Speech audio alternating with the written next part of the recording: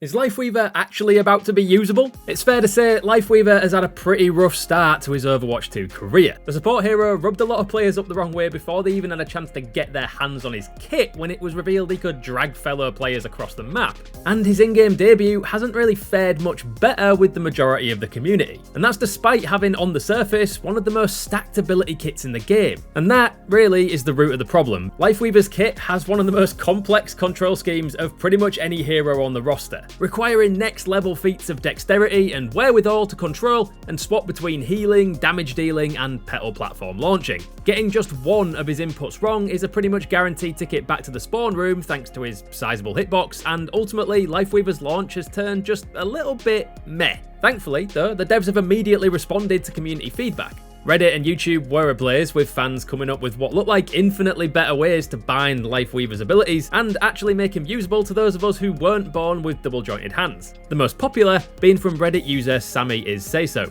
And according to game director Aaron Keller, their ideas will basically become the new default, with options to use the old style if players would prefer, which isn't likely, but it's nice to have the option, I guess. And as a result, most of Lifeweaver's kit is switching around on keybinds. His Healing Blossom is staying on left click, and his Thorn Volley will now be on secondary fire, making it way easier to switch between healing and damage dealing, which will hopefully mean he's less clunky in a fight from now on. There'll still be a slight delay as the weapons switch, but it's a one tap to do it, which is a massive improvement. Petal platform has been moved to shift where rejuvenating dash used to be, and you can cancel it on a second press, instead of having to press a different button to stop petal platform going off, which was frankly a bizarre decision anyway. Rejuvenating dash has essentially been made into a double jump for the support hero. Double tap spacebar and you'll launch away with a light spritz of heal for good measure. Yeah, if you're a jump spammer you might find yourself activating it by accident every now and then, but considering how it used to be, binding it to double jump does make a decent bit of sense and frees up the rest of your keys for, actually supporting the rest of your team.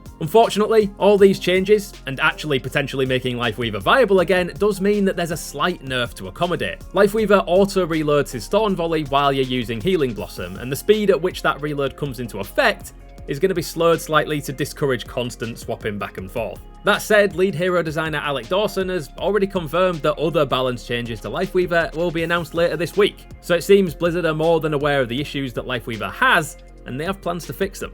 For the most part, it seems a buff to healing is top of most players' wish lists for any balance tweaks. Giving his Healing Blossoms heals even a slight bump by maybe 5 or so points would be a relatively small but ultimately quite impactful change to help the support actually sustain his team more in a prolonged fight. But we'll have to wait and see what the devs are cooking up to get Lifeweaver back on track. So what do you make of the changes? And what tweaks do you want to see to Lifeweaver's balance to help players get more value out of him? Drop your thoughts down in the comments, and stay with us for all the latest Overwatch 2 and Overwatch League news as the new season kicks off.